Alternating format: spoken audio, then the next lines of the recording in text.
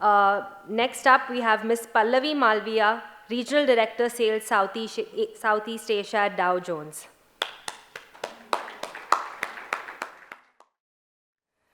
Thank you so much of patiently listening, everyone. And thank you very much, Praveen and everyone in the team, to giving me an opportunity to speak with every one of you here. We're gonna go into the traverse of data here. I'm not gonna be talking about policy. Praveen has done a decent job. So let me just take you to the gold mine of data and the kind of challenges and nuances we deal with in daily basis itself. Before that, I have to tell, is it working? A slide about the Dow Jones. Dow Jones is not an index. It's actually a very big, full-blown organization who works and operates into the various segments. It's been more than 130 years organization, definitely a DNA of a journalism and the data, and that's where the core we start with. Few of the brands you possibly would able to associate with, Wall Street Journal, Factiva, and others. These are the brands which we are actually made up of. So we understand the whole gravitas of the structured data, unstructured data, the indexing, LLM, AI, and all that. So we can really relate it because that exactly we are made up of, and we deal within it day in, day out, to produce, to make it a meaningful decisions for you and give you a lot more insights around it. Now, to give you a more quicker update, we actually transit from the analysis point of view to the unstructured data to a lot of insights and details. So these are the common words. You possibly listen a lot from the regulators, and we're gonna be going deeper about it. Now, the world of the sanctions from here.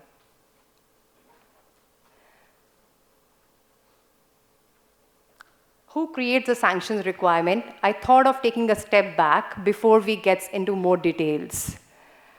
Possibly, if I have to divide it into the whole bucket into two pieces, it's a two-section. The one is the transnational bodies, and the second is the major bodies. In the transnational bodies, we being a member of a UN do understand that how much the UNSCR list is important. It's actually every member has to adhere by to it. In PMLA guideline, that is the first topic which possibly will be reading it, and that exactly allows every member to adhere by to it. However, it does not have any enforcement actions to it, but being a member, you have to adhere by to it. That exactly is the UN major key point is. Now we take it a further step. The second one, the transnational, is the European Union. That also has a major acceptability, but not so much like the UN is, but definitely it has a lot more important. So if you are dealing with these kind of alerts, you should really know these are the ones which you really need to be particular about it. When we further flow down, there is a major national regulators. I'll give you the little glimpse about it, that which are the list and the name and the words when you listen. Please do not take them lightly. It has a consequences also. So here it talks about the major sanctions, which is OFAC. Everybody knows the OFAC by the word itself, but at the same point in time, it has a lot more subsets to it. And when you go into the subsets of it, the first thing I would share it with you is the entire program has 7 major programs when you go to the website. If you have not invested into a time, please do that. It is probably a 15-minute job, but it will give you so much insights about what are the major 7 sanction programs they run into. And then when you go into the executive orders, each executive order also has an impact to it. With this recent geopolitical situation, it is must to know. When you see 14027 EO order, you should know this is a Russian sanction alert. And this has an impact to it. Knowingly or unknowingly, if you have missed out, then possibly you have to escalate it in the coming forth itself. Hence, EO orders are important.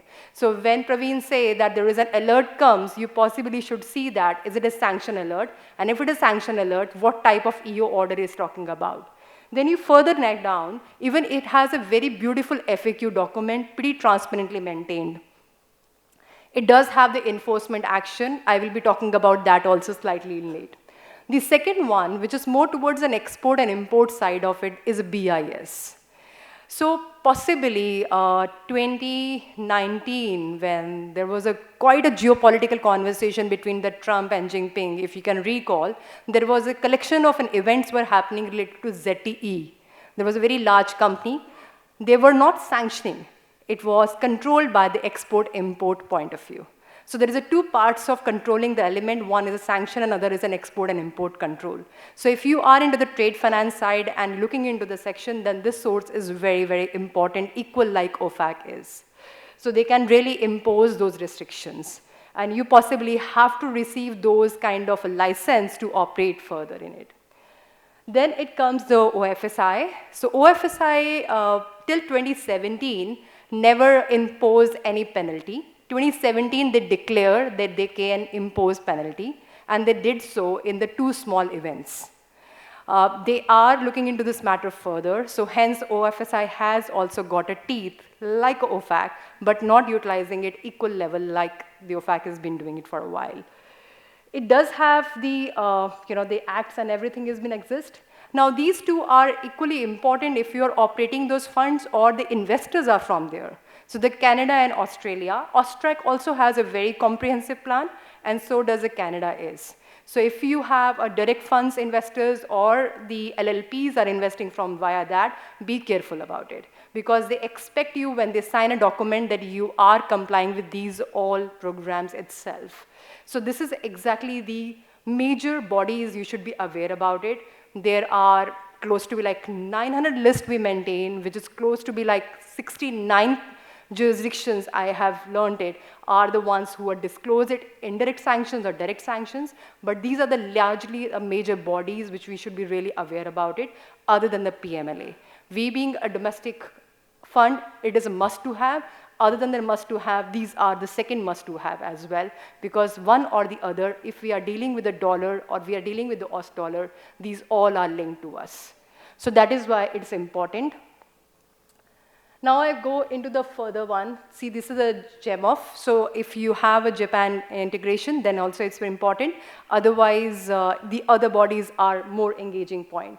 SECO is pretty beautiful website. It also has equivalent transparent level the OFAC has. I have not seen many fines, so that is why I have not disclosed it. That does not mean there is no teeth they have. Now comes to the second one, which is the MAS, which is within the Asia.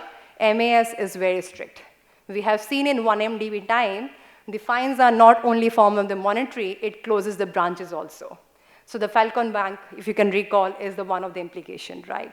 So the similar way, HKMA also has a pretty strong element, but if I have to say that the MAS, I will rank it really high.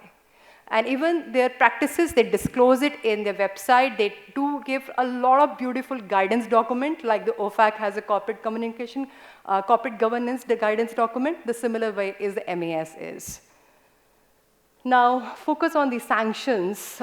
We have discussed about the major authorities. So these are the major authorities when they are talking about it in largely. If I have to give you a little summary about it, in the current times, I have seen significant data enrichment, significant queries coming related to the Russia and Ukraine sanction program. I would say everyday kind of a scenario.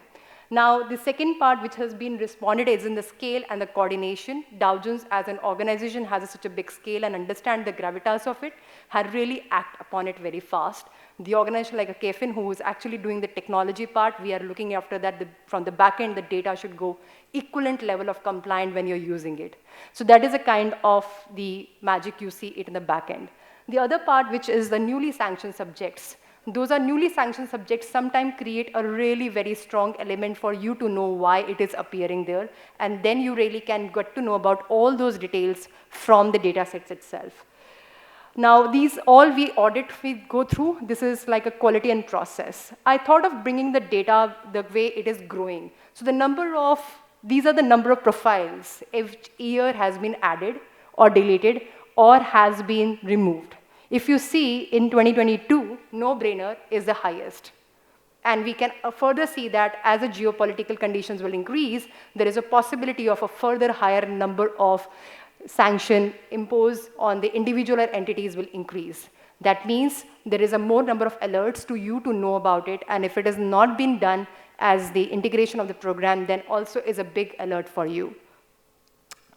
These are the kind of every month the number of data it processed through from the backend only on these sanction programs. If I put it all together, it is much bigger. Now, talking about just like what is on the implementation point, right? This is about the programs. In the implementation point, you possibly must have heard many times saying that we are actually complying with the UNSCR list and we get the Al-Qaeda list. It's good enough. Trust me, it's not good enough. Because there is a list is a one section of it. Most important is what is the indirect impact, which is the 50% rule, which is the OFAC is talking about, EU is talking about, UK is talking about. And it does have this similar level of implication. We're gonna be digging more about it, and so does the framework of the document should comprise of. What does it mean? It means the control and ownership data. You must have heard about the UBO quite often. Why the UBO? Because there is a skippages of that. The entity may not be the sanction, but the ultimate beneficial owner of the entity is a sanction. And if you don't know that, then possibly that is a gap which you need to really work upon. Now, this is a section where expectation is that the 50% of the one entity or an SDN which is controlling an entity would have the similar implication. Then the second point comes is an aggregated 50% will also have this similar implication.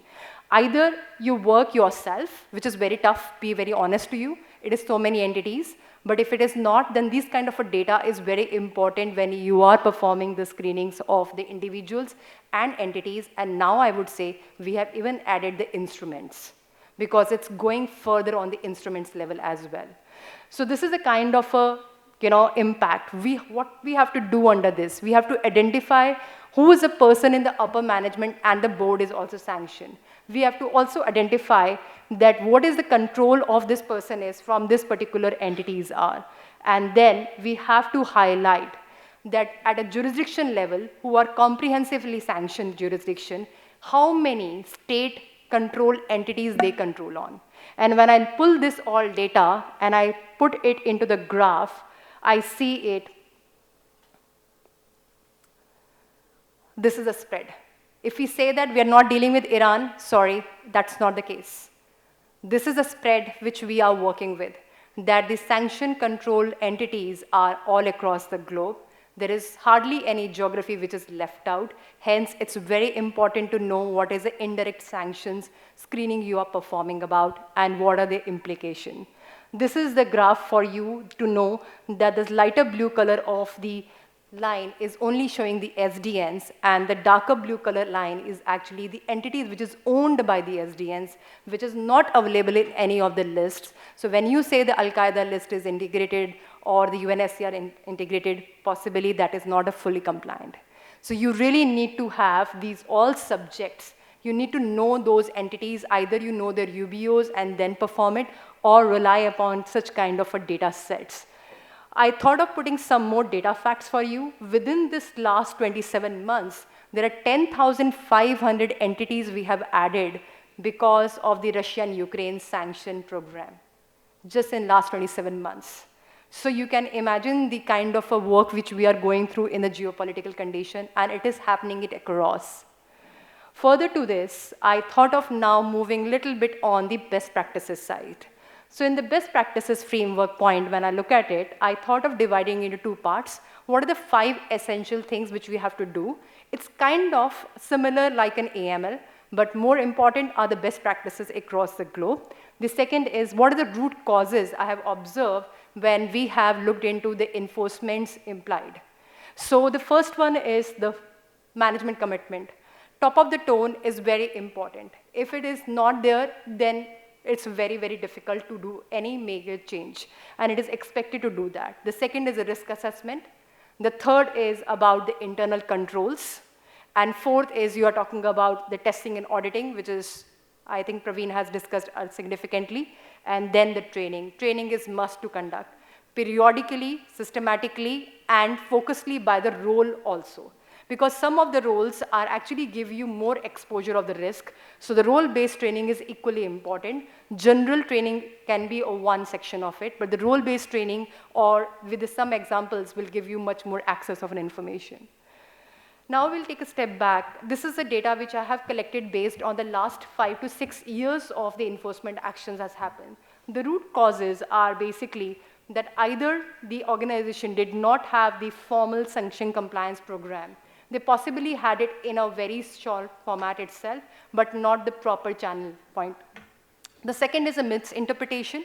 Because of the not having the adequate training, there are misinterpretations has happened, which led to a kind of a skippages. The another one is the facilitating the transaction by a non-US person. So there is a secured manner. The people have channelized the funds and routing that by thinking that if it's a non-US person, then it is safe, but it is not the case, because if it is the US dollar or using the any kind of a platform which is related to the US, then it still have a similar implication. The another one is on exporting and re-exporting, and so does the financial system for the commercial transaction. This is interesting because the screening softwares are very, very important. Are you checking your screening software on a regular basis? Are they prudent to all kind of rules and the kind of phonetics checks which are supposed to be done? Are you doing the proper due diligence and it is absolutely being recorded? A small change if you're making in the software, are you documenting it? Why not this? Why not that? Please do that. It is very, very important. And hence, the non-standard practices are also very crucial. If in the one place it has been happening, another is not, it has an implication too. Now, I thought of bringing some data to here. When I was making this slide, I have also realized that Binance has actually doing a lot of media mileage yesterday in India also. So Binance has been one of the finest crypto company and which is known to everyone. Then in November 2023, they got settled with US fine because of the sanctions and AML deficiencies, and the fine was settled at $4.3 billion. Then Canada has fined them on May 2023, which is $6 million, and now yesterday, $2.3 million, India has fined the Binance on the basis of the AML deficiencies itself. So these are the kind of reputational damage plus the penalty damage which you can't afford to take care of it. And you can't be too late to be in the media and then think about some kind of a remediation steps. So it's important to ensure yourself to have a very, very good quality data itself and understanding of the data plus a prudent technology which will ensure that you are only seeing your name in the media for a good reasons. Otherwise, doing the backward work is much tougher. With this, I also have 4 minutes left, so I can quickly run you to the 2 more things before saying the final thank you. We operate it into majorly the filters and matches, and that exactly the points which Praveen was talking about. On an individual level, when you are doing the filtering, how prudent it is. Are you looking into secondary identifier? Are you looking into the false positive results? Because what you don't want is your team to reach to a mammoth of alerts and not clearing it in a proper way itself and not acting upon it. So hence, it's very, very crucial that you're powering with a really strong source itself and know who is creating this data, why it is creating this data, what is the research methodology behind it, and that exactly the Dow Jones is a strong backbone and a historic of 130 years. Thank you so much with this time. I like to close this opportunity and talk to you on offline basis. Thank you so much for listening on the sanctions.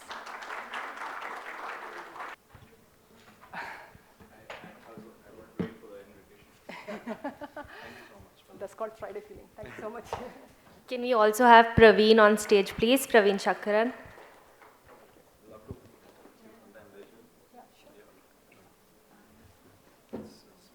Huge round of applause for Ms. Pallavi and Mr. Praveen.